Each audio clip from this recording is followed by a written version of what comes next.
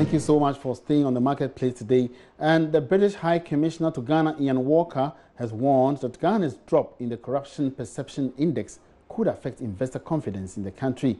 According to the index by Transparency International, Ghana dropped 11 places from the 2016 ranking to place 81 out of 180 countries in 2017. Speaking to Joy Business, Mr. Walker revealed that more stricter interventions would have to be employed to deal with corruption once and for all. A step has been taken with the appointments of the special prosecutor. I think that's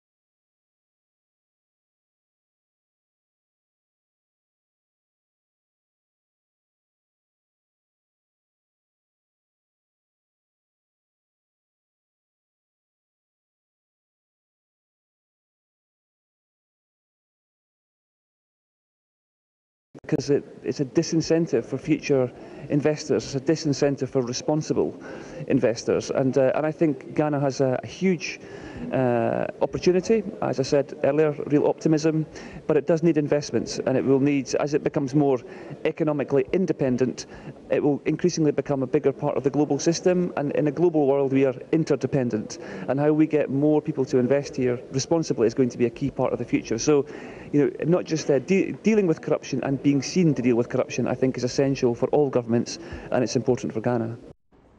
Meanwhile, the Private Enterprise Federation is downplaying assertions that Ghana's low performance in the latest corruption index will affect potential investments and businesses in Ghana. There's more in this report. Ghana has now dropped 11 places in the Corruption Perception Index ranking, making this the lowest score since 2012. At present, Ghana is ranked 81st out of 180 countries globally. This has led to some speculations on how this decline will affect Ghanaians, particularly businesses, in its dealings with the international community. As a result, questions have been raised on the image of Ghana and its dealings on the international market. However, Chief Executive of the Private Enterprise Federation, Nana Osei-Bonsu, says business relationships will not be affected. Are we concerned about image or the practicality and the reality of impact of corruption? People are denied services at the hospitals. They can't get schools. They can't get access to various sanitation and others. Do we have to worry about that more, or do we worry about the perception of an overseas audience who may want to come here one day or not? He suggests that focus should be on the daily lives of Ghanaians. Yes. No. For somebody sitting down there and say, oh, Ghana is corrupt. Believe me, I would rather trade off that the indices show that we are the bottom of the index, but every Ghanaian has access to services. We get water, we get hospitals, we get everything that we're looking for. Let the indices run. But if the indices say we number one, and that the perception is great, Ghana is a center for doing business, but people are deprived of the basic necessities of life. That's not what we're looking at. So corruption definitely is no good. We will want to get both sides of the aisle. That, you know, we get the services and our image is not tarnished. But we prefer to get the services and don't worry about the image. Let the people who care about image worry about that. Ghana also ranks 12 on the CPI rankings in the sub-Saharan region. Let's now turn our attention to the IMF, and government says it has no intention of extending current IMF program despite challenges in meeting all targets to aid the 2019 April completion date. There have been concerns about delays in achieving the targets after recent program reviews. George Rafik captures some of these concerns that have left a lot of people worried about the program's fate. There are fears that delays in meeting some of these benchmarks under the program, especially after the fifth review last year, may leave government with no option than to extend the program again if it really wants to complete it. For instance, there are concerns about revenue numbers and whether government may be able to raise enough money to finance the deficit. There are even calls for additional revenue measures this year to avoid the budget overrun. The IMF wants some structural reforms introduced to help grow the non-oil sector of the economy. But with 3 more reviews before the end of the program, as well as those board meetings, and with the time left, followers of the program are worried that the completion date could be under threat. And in a related development, Deputy Finance Minister Kweku Kwarteng is telling Joy Business government is committed to working on all these concerns raised by the fund to end the program as scheduled. It's the burden of government to exercise self-discipline, to watch its expenditures, to mobilize as much revenue as it can, and to live within its means. You don't need an IMF here to do that, but we do recognize that sometimes when you are a new government like this, especially when your immediate predecessor took you into an IMF, and at the time you came into office, the indicators were worse than they were at the time we were going into IMF. It put you in a difficult position persuading the market that this time around you mean business. So it's okay to have the IMF here. We will work with them up to the close of 2018 and hope that we are able to close this program on a positive note so that the market will be comfortable with our economy. But ultimately, what would deliver us as a country is not the presence of a head teacher IMF holding a stick over your head. What would deliver us?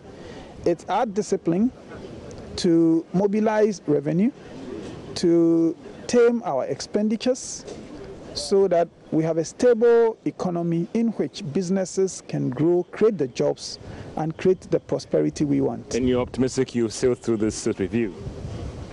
We will. The 6th review, we will go through the 6th review. I mean, once we committed to stick with the IMF beyond the originally stated end date, that was April 18, once we committed to extend this further, it is our responsibility to prove ourselves well so that the market would continue to have the kind of confidence they've had in this administration since we came into office. So we would work with the IMF, but as I said, we are thinking carefully about how we signal to the market beyond IMF that IMF or no IMF, Ghana is a serious country, and that if they invest their monies in our economy, their monies will be stable, they will get return on their investments, and that Ghana is capable of creating economic activity and associated jobs that would give our people income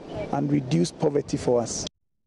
All right, so that's assurance coming from the Deputy Minister of Finance, Kweku Kwarteng. Still live on the marketplace. Let's now turn our attention to one of our top stories. And telecoms giant MTN Ghana could raise about $620 million in its planned initial public offering. This is what Joy Business has picked up from persons with knowledge of the offer. There's more in the following report. The proposed amount to be raised is still provisional, as it will be based on securing some waivers from the Ghana Investment Promotion Center and regulatory approvals from the Securities and Exchange Commission. Sources say MTN could be looking at raising at least $450 million or as much as $620 million if it secures all the approvals from regulators. This will pave the way for the initial public offering to start possibly after March this year, and the listing could likely come in June 2018. However, there are fears that MTN could face some challenges. That is, would they be able to raise all the money if they go with the approach of restricting public offerings to Ghanaians, a proposal that was meant to give real meaning to the local content policy? Well, Joy Business understands that finance house IC Securities will handle the public transactions for MTN as well as another finance firm. Also looking at the numbers closely, it could be possible that MTN Ghana might be worth over $2 billion. All right, so let's still stay further on this topic. And will the local market be able to provide the amount of money being targeted, especially as initial public offerings are taken up by foreigners and also SSNIT?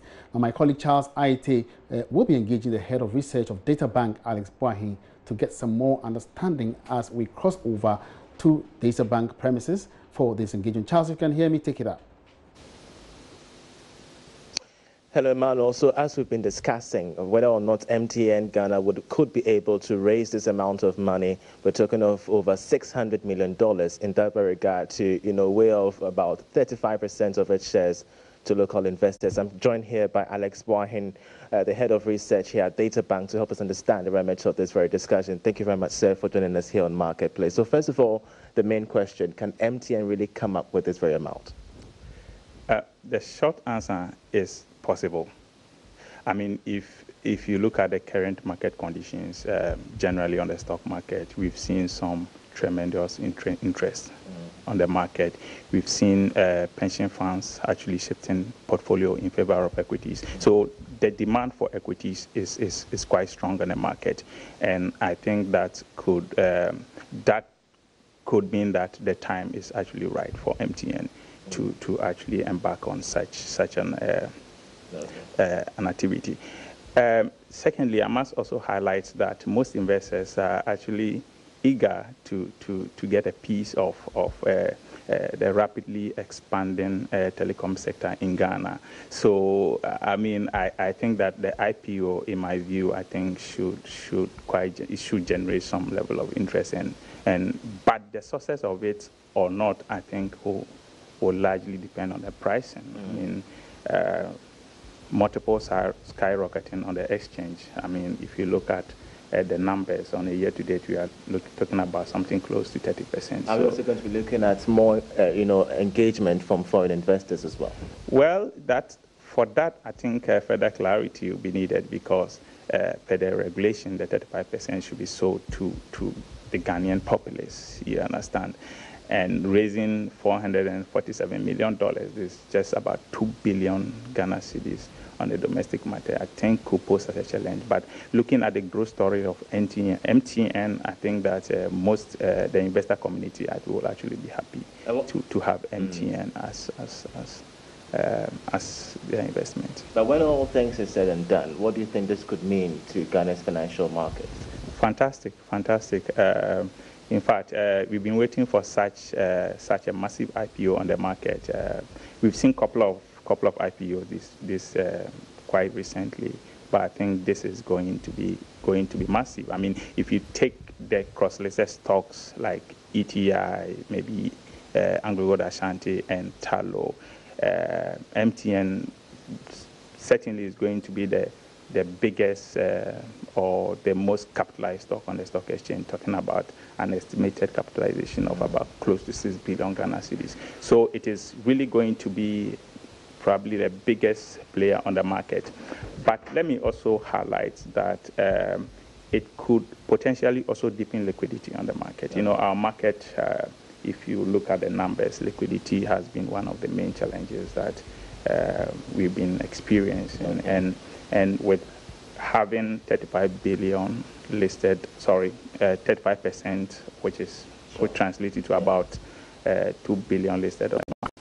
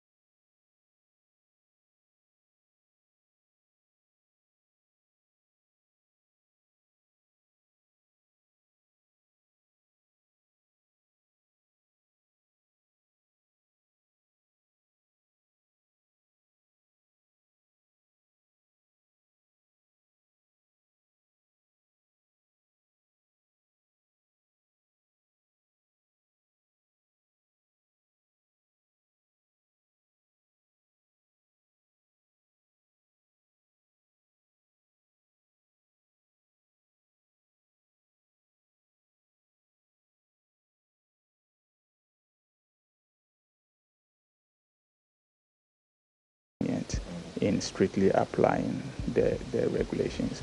But for me, I think that it would be good to look at them, probably push them to the GACs, give them some time to repackage themselves, and then they can come back to the market. Alex Boahen, many thanks. So you did hear from the head of research at DataBank, Alex Boahen, explaining to us special, arguments relating to development within the stock exchange, specifically MTN Ghana, aiming to, show up in excess of $600 million. And of course, to offload some 35% shares to local investors. We also did touch on developments relating to some 4 companies being on the verge of being delisted by the GCE following specific issues related to their requirements. So we shall be expanding all these issues, Emmanuel, as time goes on to give you updates, especially regarding MTN. We're looking forward to that month of May to give you updates as and when we do have them. Oh, now, Charles, before you go, quickly find out from Mr. Boahen if the current happenings, the law suits with SIC would have any impact on its equities on the stock exchange. With the issue of the NIC and the delisting of these companies, does it, the SEC, absolutely, could it have some impact on the stock exchange and its equity? Well, I mean, if you look at the companies that are actually on the watch list, I think they are, almost insignificant, I must say. I think the biggest or the big player in that space could be CPC or some sort of, because of the strategic nature of their business to the economy.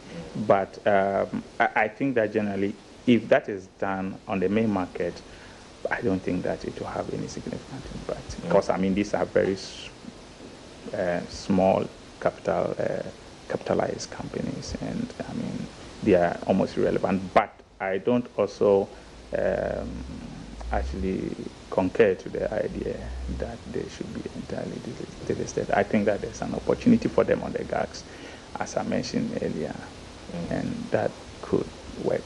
That strategy could work. All right. So, Emmanuel, maybe we didn't get your question very much clearly, but from the words from Alex Boahen, it does tend to mean that it might not have a specific impact on the market, Emmanuel. All right, thank you so much, Charles Aite, reaching us live from the premises of DataBank, where he's been engaging the head of research of DataBank, Alex Boahen, and he's been commenting on the current development where MTN hopes to raise over $600 million in an initial public offering.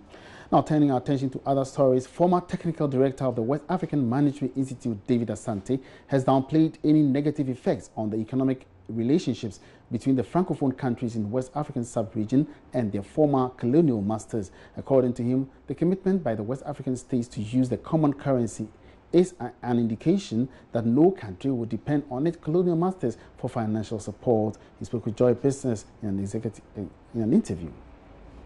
I think, well, with time, I believe the Francophone countries themselves are aware that they cannot permanently depend on the former colonial master, if you like to call them. Since they are focusing on Europe, it's better also they find a way to focus in West Africa, where they can assert their real economic independence. So that, I believe this is something that is in the right direction, and I'm sure now they are all very eager to join with ECOWAS to form the single monetary zone. But don't you well, they at the moment they depend a lot on the former colonial masters for trade, but this is a historical thing, just like Ghana. Ghana, we also depend a lot on trade with the UK. So it's a matter of time. These ties, if we present them with a better alternative, these ties will ease, and then they will find it more convenient and more profitable to trade within the sub-region. And I think it's happening. But is the West African market big enough to contain this common currency in terms of trade? I would say it's more than big, because if the other countries like Gambia, which is very small, have its own currency and is managing it, if we have 16 countries coming together with Nigeria spearheading it, with a population of almost 200 million, Ghana is 20-something million. I mean, it's more than enough to promote any type of business we want to do in West Africa. So do I say we are considering population more in this? Both population and economic activity-wise, I think we are more than able to sustain any currency that we want. And as I said, if the individual countries are already sustaining their own national currencies, why not? And also the Francophones have proved that a common currency can work. Now, some telecom industry players using broadband services are pressing on small and medium-scale enterprises to invest heavily in the use of internet services to enhance their competitiveness. Now, Chief Sales and Marketing Officer of C-Squared and fiber infrastructure provider Kweku Agbesi is urging SMEs to take advantage of the wider penetration of reliable and cost-effective internet services in the country. He was speaking to Joy Business at the sidelines of a Vodafone engagement with some SMEs. At the moment, I know our Vice President is a huge advocate for e-transactions or e-technology. So if you think about a lot of the initiatives that have started in Ghana at the moment, from the National Address System to the Ghana Card to the paperless port, these are all leveraging on internet and technology. So we're hoping that the SMEs will also take cue from this and start doing a lot of their transactions using using the paperless means, which means that they require internet. And to be honest, if you think about it, it makes you more efficient. Think about the fact that a customer comes in and pays you a check.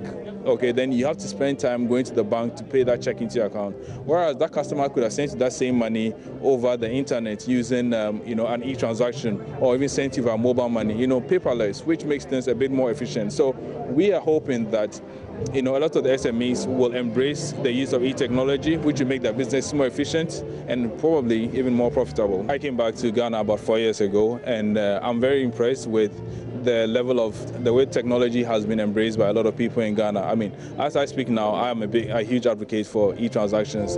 When I go to even to the petrol stations, I like to use my card to pay instead of using cash or mobile money. Sometimes even if I go to the market or I go to a bookstore to buy a book, somebody along the street, I advocate for using mobile money instead of giving them cash.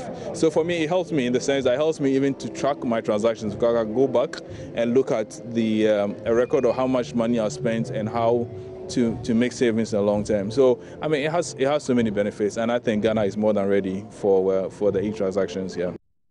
Ghana is indeed ready for all e-transaction services. And on that note, we wrap up this edition of the Marketplace. It's been a great pleasure having you on board, of course, for today and in the series.